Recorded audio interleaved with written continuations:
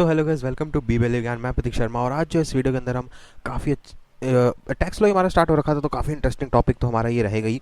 Subject interesting है जी, तो टॉपिक तो इंटरेस्टिंग रहेगा। और मुझे ये बताना कि आपको ये सेटअप थोड़ा सा कैसा लगा। हो सकता है कि आपको क्वालिटी वीडियो की थोड़ी अच्छी ना लग रही हो, क्योंकि यार ऑब्वियसली यार लैपटॉप का जो है वेबकैम है, ये तो थोड़ा सा जो है आप लोगों को पता ही है वेबकैम कैसे होते हैं। तो वेबकैम का जुगाड़ हम बाद में कर लेंगे अच्छे वाले का। लेकिन आप मुझे ये बताइए कि माइक की क्वालिटी कैसी है, क्योंकि ये वाला माइक मैं काफ़ी टाइम बाद यूज़ कर रहा हूँ। मैंने मंगा के तो बहुत पहले रखा हुआ था, लेकिन इसको यूज़ बहुत टाइम कर रहा हूँ क्योंकि इसको मुझे सपोर्टिव चीज़ नहीं मिल रही थी। एक कन्वर्टर वो मैंने ले लिया है, उसके बाद मैं कर रहा हूँ इसको। बाकी बताइएगा इससे थोड़ा सा को बैकग्राउंड नॉइज़ में फ़र्क पड़ रहा है कि नहीं पड़ रहा है, क्योंकि कई कमेंट्स और कई मेरे पास व्हाट्सएप मैसेज आते हैं कि भाई तेरे यार वीडियोज़ में ना बैकग्राउंड नॉइज़ बहुत ज़्यादा आती है, तेरी आवाज़ कम आती है। तो चलो जी, मैंने कहा ये जो है चीज़ हम वो इस्तेमाल कर लेते हैं। इसको थोड़ा सा माइक के मुंह के पास ले आता हूँ। बाकी जो हम टैक्स लॉ के यहाँ पर कंटिन्यू करेंगे, टैक्स लॉ के अंदर हमारा करेंगे हम कंटिन्यू बेसिस ऑफ चार्ज के बारे में, ठीक है। पीछे जो है हमने काफ़ी सारी चीज़ें कर ली थी कि भैया क्या कैसे कैसे असेसमेंट वगैरह होता है, कई चीज़ें हमने प्रीवियस ईयर असेसमेंट ईयर क्या होता है, कई सारी चीज़ें हमने कर चुके हैं ऑलरेडी। फिर एडिशनल कंडीशन और बेसिक कंडीशंस भी हमने कर ली थी, भाई टैक्स वगैरह कैसे देना है क्या नहीं देना। वो सब करने के बाद हम यहाँ पर करेंगे बेसिस ऑफ चार्ज, जो कि है हमारा सेक्शन 4 IT एक्ट का, ठीक है जी। इंफॉर्मेशन टेक्नोलॉजी नहीं, इनकम टैक्स एक्ट का, ठीक है जी। 1961 है ये। इसके अंदर हमारा क्या आ रहा है कि tax shall be charged as the rates prescribe for the year by the annual financial act. तो सिंपल हो गया। इसने कहा है कि जो टैक्स है वो चार्ज होगा उस रेट पे जो भी ईयरली जो भी लगेगा, एनुअल, पहली बात तो एनुअली लगेगा टैक्स, ठीक है जी। हमारा जो भी एक्ट में जो है दिया हुआ होगा, ठीक है जी।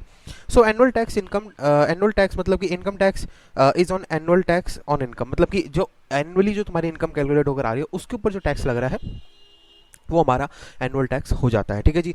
सो अब दूसरा आता है the charge is on every person specified under section 2 का 31। तो 2 का 31 के अंदर जो भी पर्सन लिखे हुए हैं वो हम जो है यहाँ पर इंक्लूड कर लेंगे, ठीक है जी। सो टैक्स ऑन पर्सन मतलब कि tax is charge on every person who has taxable income. तो हर उस बंदे पे टैक्स लगेगा, एप्लीकेबल होगा, उसको टैक्स देने के लिए बाउंड होगा वो बंदा जो भी उसकी इनकम टैक्सेबल रहेगी। तो मेरे ख्याल से ये चीज़ जो आपको क्लियर हो गई होगी, ठीक है जी। तीसरा पॉइंट है tax is chargeable on the total income earn during the previous year and not the assessment year. तो ये प्रीवियस ईयर असेसमेंट ईयर की कहानी आप लोग मेरी पिछली वीडियो में भी देख सकते हैं अगर आपको नहीं पता तो, ठीक है जी। So after all computation of income including the deduction etcetera, जो भी डिडक्शन वगैरह होनी थी, जो भी इसके लिए एंटाइटल्ड था, वो सब कुछ कंप्यूटेशन करके मतलब कैलकुलेशंस करके tax shall be levied in accordance with and subject to the various provision content in the act. तो जो भी एक्ट के अंदर जो भी चीज़ें होंगी उस हिसाब से जो है टैक्स को लगा दिया जाएगा। अब इसके ऊपर हम एक और टॉपिक पढ़ते हैं, स्कोप ऑफ टोटल। ये बेसिक था, बेसिकली ये जो चीज़ थी ये बेसिक थी, ठीक है। अब आता है स्कोप ऑफ टोटल इनकम। आदत नहीं है ना इसको ऐसे करने की, बार बार इसको छेड़ रहा हूँ। Scope of total income, total income का स्कोप क्या है भैया। सेक्शन 5 IT एक्ट का 1961 में क्या कहता है, income can be income from any source. Income जो है किसी भी सोर्स में हो सकती है, विच इज पहला इज रिसीव्ड और in deemed is deemed to be received in India in such year by और on behalf of such person. या तो पैसा आया है उस पर, या आने की आशंकाएं हैं, या आ सकता है, सारी चीजें इंडिया के अंदर वो होगा, ठीक है जी। मतलब income can be income from any source. अब इनकम कौन सी हो सकती है, हमने कहा ना इनकम के ऊपर लगेगा, इनकम हो कौन सी सकते हैं वो देख रहे हैं। तो आ रही है या आ सकती है इंडिया के अंदर उस बंदे पे, मतलब। दूसरा accrues or arise or is deemed to accrue or arise to him in India during such year। लग सकती है, लग गई, ये सारी चीजें इंडिया के अंदर उस ड्यूरिंग ईयर के अंदर, मतलब। और accrues और arise to him outside India during such year, ठीक है जी। मतलब डीम्ड का मतलब अज्यूम्ड होता है, वो मैंने कहा ना अज्यूम आ रही है, आ नहीं सकती है, तो वो assumptions लग रही हैं। तो accrues और arise to him outside India during such year, बाहर भी है लेकिन उस ईयर के अंदर, बंदा तो इंडियन है ना, ठीक है। सेक्शन 7 क्या कह रहा है, सेक्शन 7 कह रहा है income deemed to be received in India. तो किसके ऊपर वो लगेगा, मतलब income deemed to be received in India, income received in India और income deemed to be received in India, वो तो हो गया। मतलब या तो आ गई है या आ सकती है, मतलब अज्यूम्ड करना इंडिया के अंदर, ठीक है। अब जो है मैं इसको जो है इसमें डाल देता हूँ मैं, कोई नहीं। इसको आपको एक एडिटिंग प्रोसेस में एक टेबल दिखाऊंगा, वैसे सिंपल है, कुछ नहीं है, मैं एक बार पढ़ के सुना देता हूँ। टेबल आपके स्क्रीन पर शो हो रहा होगा। देखो पर्टिकुलर्स यहाँ पर हमारे लेफ्ट साइड में पर्टिकुलर्स लिखे हुए हैं, इसके अंदर क्या क्या लिखा है, इनकम रिसीव्ड इन इंडिया, उसके नीचे income deem to be received in India, income accruing और अराइज इन इंडिया, और income deem to be accrue और राइजिंग इन इंडिया। चार पॉइंट लिखे हुए हैं। फिर R O R, R N O R और N R, N R I है ये बेसिकली। तो अगर आपने पीछे वीडियो नहीं देखी है मेरी बेसिक और एडिशन कंडीशन वाली, तो वो जरूर देखिए, तभी आपको ये R O R, R N O R समझ आएगा, ठीक है। कुछ नहीं है, अगर वो रेजिडेंट, ऑर्डिनरी रेजिडेंट है तो सबसे पहले इनकम रिसीव्ड इंडिया, अगर पैसा इंडिया में आया है भाई टैक्सेबल हो जाएगा। R N O R, resident but not ordinary resident है तो टैक्सेबल है उसकी भी इनकम, और नॉन रेजिडेंट है लेकिन इनकम इंडिया में आई है उसकी, तो टैक्स देना पड़ेगा उसे। Income deem to be received in, भाई आ सकती है, अजम्पशन है, तो आर ओ आर में भी टैक्सेबल है, आर एन ओ आर में भी और एन आर में भी, सब में टैक्सेबल। इनकम अक्यूरिंग और अराइजिंग इन इंडिया, उसमें भी आर ओ आर में टैक्सेबल है, आर एन ओ आर में भी टैक्सेबल है और एन आर में भी टैक्सेबल है।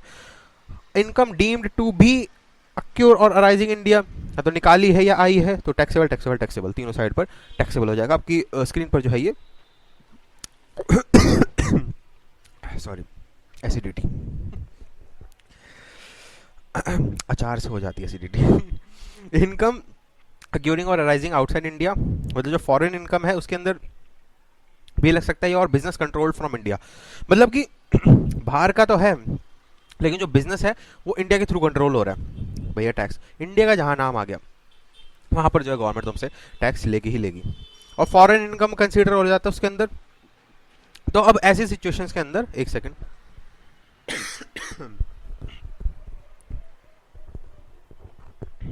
आदत नहीं है फॉरेन इनकम, तो आर ओ आर मतलब रेजिडेंट ऑफ इंडिया के अंदर, रेजिडेंट ऑर्डिनरी रेजिडेंट के अंदर मतलब टैक्सेबल होगी, ठीक है। आर एन ओ आर मतलब resident but not ordinary resident के अंदर टैक्सेबल नॉन टैक्सेबल दोनों हो सकती है। और एन आर मतलब जो नॉन रेजिडेंट है उस पर तो कैसे ही करोगे, तो नॉन टैक्सेबल नॉट टैक्सेबल, ठीक है। अब हम फटाफट से छोटे से उसमें देख लेते हैं एग्जेम्पशंस ऑफ इनकम, ये पूरा आगे टॉपिक आएगा, लेकिन exemption of income, income section 10 के अंदर हम देख लेते हैं एग्जेम्प्टेड टैक्स कौन कौन से हमारे। देखो पहला है sum received by member from HUF, Hindu undivided family के अंदर जो भी सम आया है वो एग्जेम्प्ट हो जाएगा, मतलब इनकम की कैटेगरी पे, मतलब हमने कहा है ना कि इनकम पे टैक्स लगेगा तुम्हारे, तो इनकम पे ही अगर ये चीजें नहीं आएंगी तो टैक्स कैसे आएंगी, ठीक है जी। तो sum received by member from HUF section 10 का 2 है, whether received out of the income of the family या फिर और out of the income of the impartible estate belonging to the family, पहला पॉइंट हो गया। दूसरा आता है share of profit of a partner from a firm, वो भी एग्जेम्प्टेड है इनकम में से, ठीक है। So share in the total income of the firm received by the partner shall be exempt from tax, it is because the tax was already paid by the firm. Simple है भाई, tax जो है firm ने पहले दे दिया था, तो वो तो क्यों देगा, 2-3 दिन बाद थोड़ी लेगी गवर्नमेंट, लेने को ले भी सकती है तुम्हें ध्यान रखना है। अलाउंस और परक्विजिट आउटसाइड इंडिया, तीसरा पॉइंट है ये। परक्विजिट क्या होता है, देखो परक्विजिट होता है प्रिविलेज, कोई भी प्रिविलेज मिलना, एडवांटेज मिलना, ठीक है। जिसको प्रोनाउंस कैसे करते हैं, परक्विसिट, PER QUISIT, परक्विसिट, पर हो जा, क्विट क्विट हो जा, सिट हो जा, ऐसे करके। एनी होता क्या है इसमें, क्या क्या आ सकता है, एनी अलाउंस और परक्विजिट्स पेड और allowed outside India by the government to citizen of India for rendering services outside India are exempt. तो कोई भी इंडिया का बंदा है लेकिन बाहर है, लेकिन गवर्नमेंट, इंडियन गवर्नमेंट जो है उसको कुछ बेनिफिट दे रही है, परक्विजिट दे रही है, प्रिविलेज दे रही है, वो जो है इनकम की उसकी डेफिनेशन में से एग्जाम्प्ट हो जाएगा, तो उसको उसके ऊपर टैक्स नहीं लगेगा। तो मतलब इसका एग्जांपल क्या हो सकता है, एम्बेसी, भाई इंडिया का बंदा बाहर भी तो बैठा हुआ है, एम्बेसी है ना हमारे दिल्ली में, कई सारी कई स्टेट कई कंट्रीज की, तो वही चीज़ है। चौथा point, exemption for compensation received और receivable on account of any disaster, तो सेक्शन 10 के 10 BC में एग्जाम्पशन फॉर कंपनसेशन रिसीव्ड और receivable on account of any disaster, ठीक है, कोई भी डिजास्टर के अंदर को इनकम, वो इनकम जो है नहीं जाएगी। पांचवा point, amount received under LIC, life insurance company, ठीक है जी, सेक्शन 10 का 10D है ये पूरा अभी आगे चैप्टर आएगा, कोई दिक्कत नहीं है। तो एग्जाम्पशन क्या है इसके अंदर, ओनली द मनी एंड मतलब जो भी उस पॉलिसी के ऊपर पैसा आया है वो एग्जाम्प्ट हो जाएगा। Payment from Sukanya Samriddhi account scheme 10 का 11A है ये, सेक्शन 10 के 11A में, तो इसके ऊपर हम डिटेल जो है डिस्कशन या डिटेल चर्चा जो है हम आगे जो है करेंगे अगली वीडियो के अंदर। इस वीडियो के अंदर हम इतना ही रखते हैं, ठीक है। जो हमने क्या पढ़ा जिसके अंदर, वैसे यार इस सेटअप में फ़ायदा बड़ा है कि मैं दोनों हाथ खाली हैं, ये लेफ्ट और राइट क्यों कर रहा है कैमरा ये मैं राइट हैंड उठा रहा हूँ लेकिन मुझे लेफ्ट में दिखा रहा है यहाँ पर, हो सकता है पोस्ट प्रोसेसिंग में ही ठीक हो जाए, ठीक है जी। तो हमने समझ लिया कि क्या था इसके अंदर, तो सिंपल है बेसिकली, बेसिस ऑफ चार्ज हमने ये कहा कि जो एनुअल इनकम है उसके ऊपर तुम्हारा लगेगा और जो इनकम है उस पर लगेगा। फिर हमने ये देखा कि भाई चल इनकम तो इनकम पे तो लग जाएगा, इनकम होती क्या क्या है या क्या क्या नहीं होती, वो सब कर दिया। तो भाई बंदा यहाँ का हो चाहे बाहर का हो, अगर उसकी इनकम आ रही है इंडिया में या बंदे उस पर लगेगा। अब एग्जामेशन क्या थी, हमने देख ली भाई HUF में से निकाल रहे हो, पार्टनरशिप फॉर्म में से निकाल रहे हो, ये सब निकाल रहे हो।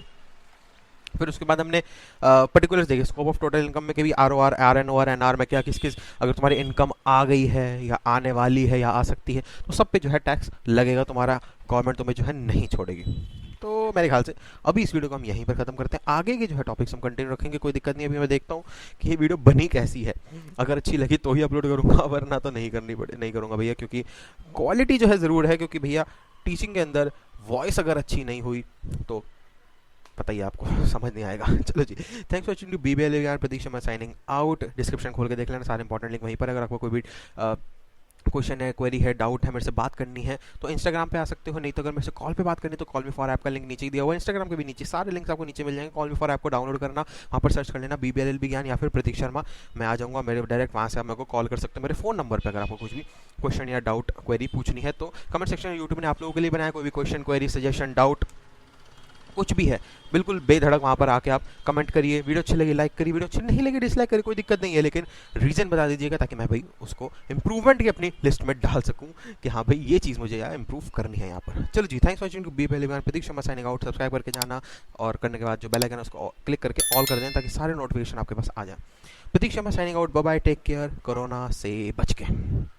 अच्छा हाँ, इसमें तो मैं ऐसा नहीं कि फ़ोन की तरह यूँ कर दूँ, इसमें तो मुझे यहाँ से करना पड़ेगा ना। चलो।